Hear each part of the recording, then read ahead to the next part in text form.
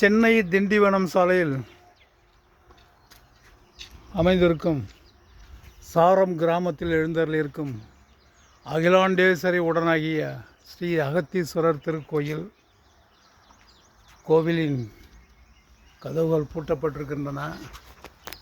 இருப்பினும் கோபுர தரிசனம் கோடி புண்ணியம் என்பதற்கேற்ப தரிசனம் செய்தேன்.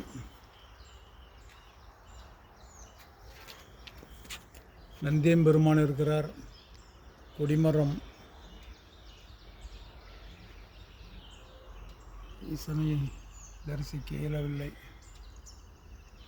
ஈசனின் கைலாய தரிசனம்.